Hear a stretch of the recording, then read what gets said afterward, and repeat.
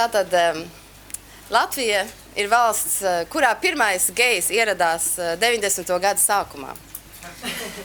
Viņa vārds bija Kārlis Streips. Viņš atbrauc no Amerikas. Un vairāk par 10 gadiem viņš arī palika vienīgais homoseksuālais cilvēks Latvijā. Tad uzradās tāds Māris Sants, kuram bija milzīgā nekaunība paziņot, ka viņš ir homoseksuāls, lai gan viņš bija tajā laikā mācītājs. Un par to viņi, protams, izsvied no baznīcas. Ar iestāšanos Eiropas Savienībā notika imports. No Zviedrijas ieradās Freimana un paziņoja, ka viņa ir lesbiete. Un sāk pulcēties vien maza sauņiņa cilvēku Rīgā, kas reiz gadā sacēla milzīgu traci, izprovocēja sabiedrību un kaut ko centās pierādīt. Ja nebūtu šī mazā sauņiņa cilvēku, tad, protams, Latvijā visi cilvēki dzīvotu tradicionālā ģimenē, būtu laimīgi un neviens netika diskriminēts. Jūs laikam saprotat, ka es mazliet ironizēju, bet, ja godīgi, tad tas ir apmēram kā ļoti daudz cilvēki, kas ir ar atšķirīgu seksuālu orientāciju Latvijā, var justies. Jo tā klusēšana, tā nezināšana un tā neredzamība, kas mūs apvīja, tik milzīga, ka brīžiem mums tiešām liekas, ka mēs neeksistējam. Un kā jūs zināt, tas, kas neeksistē, tam nevar būt arī nekādas tiesības. Un līdz ar to mēs jūtamies arī beztiesīgi un bezspēcīgi. Un tieši par to ir šī konference, kāpēc mēs viņu esam šogad organizējuši. Mums parasti katru gadu, kad mēs rīkojām draudzības dienas vai Rīgas Praidu, mums pārmet, kāpēc mums jāiet ir ielās, un kāpēc mēs nedarām kaut ko savādāk. Mēs ļoti bieži darām kaut ko savādāk, bet reti mums sanāk tik liela konference kā šī. Tā patiesībā ir pirmā reize, un tāpēc es par to arī ārkārtīgi priecājos. Un šai konferencei varētu teikt, ka ir divi mērķi. Viens ir tomēr pierādīt, ka Kārlis Streips nebija pirmais gejs Latvijā. Mums tādi ir bijuši agrāk, pat jau 1920. gados. Mums ir bijuši homoseksuāļi Latvijā. Pirms kara laikā mums viņi ir bijuši tikuši vajāti Vācu okupācijas laikā, Padomju Savienības laikā un cauri patiesībā droši vien cauri gadu simtiņiem. Tātad mēs gribētu apskatīt šo vēsturisko aspektu un arī saprast, kas ir tas, kas tomēr Rietumvalstīs ir novedis pie vairāk vai mazāk vienlīdzīgas situācijas homoseksuāļiem un heteroseksuāļiem un runāt par to, kā mēs varētu panākt līdzīgu attīstību arī Latvijā. Un otrs, ko mēs gribējām panākt ar šo konferenci, ir sasaukt kopā ne tikai mūsu pašu dombiedrus un mūsu pašu kopienu, jo paši sev to visu stāstīt, tas, protams, ir jauki, bet tam nav nekāda lielāka efekta, varbūt. Bet sasaukt arī tādus cilvēkus, kas darbojās arī diskriminācijas laukā, bet varbūt citā jomā. Cilvēks, kas strādā ar izglītību, cilvēki, kas strādā ar kultūru, cilvēki no valsts pārvaldes.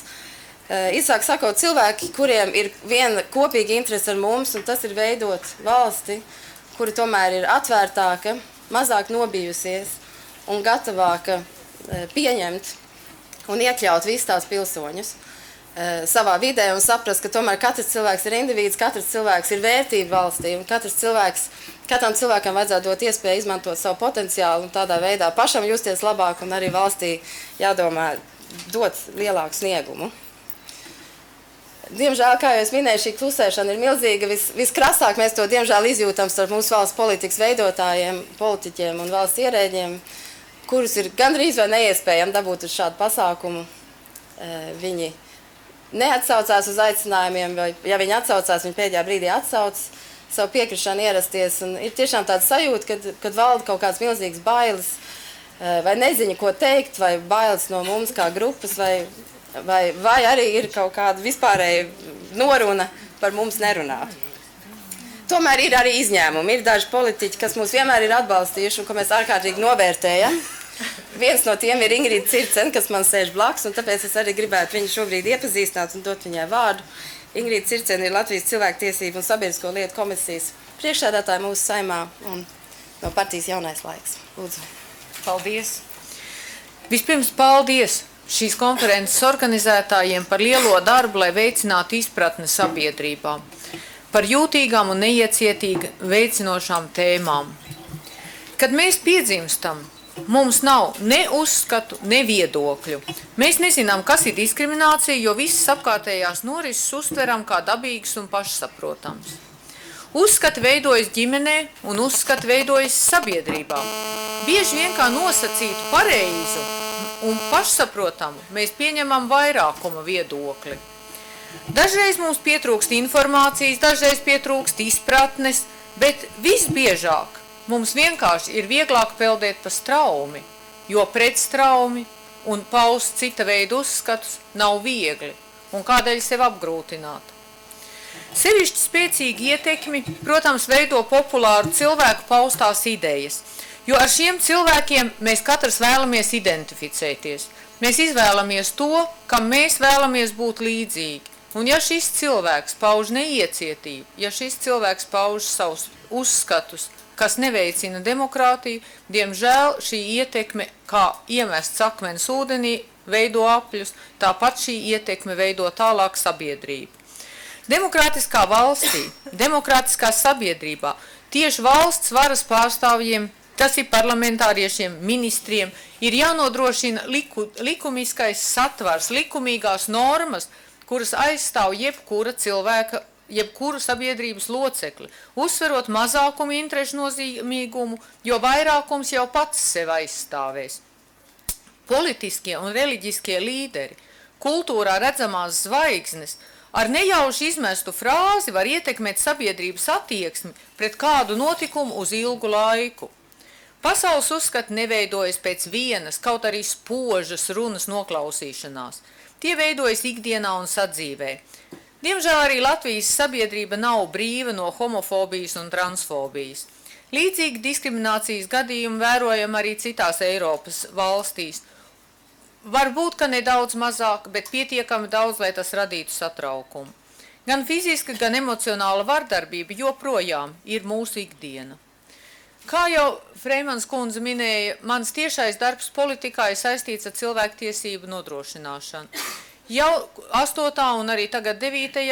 Latvijas Saeimā es vadu cilvēktiesību un sabiedrisko lietu komisiju ar pārtraukumiem un vienmēr esmu iestājusies par šīm demokrātijas vērtībām. Bez tam arī vairāk kā 5 gadus esmu Eiropas padomē un strādāju ar cilvēktiesību un juridiskajiem jautājumiem. 2 gadus biju dzimuma līdztiesības komitejas viceprezidente un vadu arī apakškomiteju joprojām. Līdz ar to šie jautājumi, protams, kad ir ļoti tuvu manam ikdienas darbam un vienmēr savā darbā visus šos gadus esmu skaidri paudusi, nebaidoties ne no viena, par to, ka es atbalstu vienādas tiesības, vienādas iespējas visiem. Pirms mēneša Eiropas padomē plašas debatas izraisīja Šveices deputāta Grossa ziņojums par diskrimināciju, kas saistīta ar seksuālo orientāciju un dzimumu identitāti. Jau 2008. gadā Eiropas padome, ministru komiteja, aicināja Eiropas padomes dalībvalstis apkarot jebkura veida diskrimināciju saistītu ar seksuālo orientāciju, tādējādi nodrošinot cilvēktiesības lesbietēm, gejiem, biseksuāļiem un transseksuāliem cilvēkiem.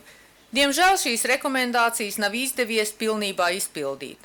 Arī Latvijā joprojām dzirdam naida pilnas runas un aizspriedumus.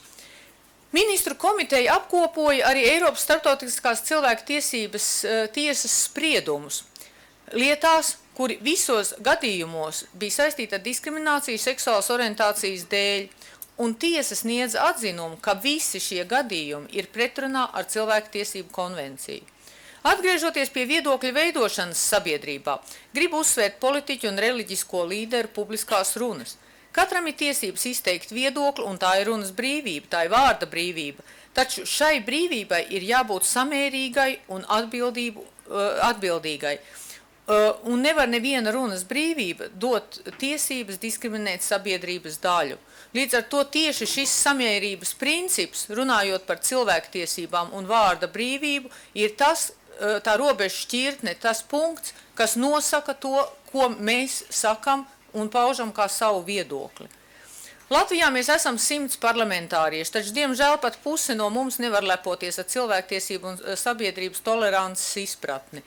Bieži, kad nonākam likuma projektos pie pantiem, kas nodrošina dažādu veidu diskriminācijas izskaušanu, vairākums nobalso par to, ka jāsvītro aizliegums diskriminēt seksuālās minoritātes. Liekulīgi skan frāzes par vienīgo ģimenes modeļu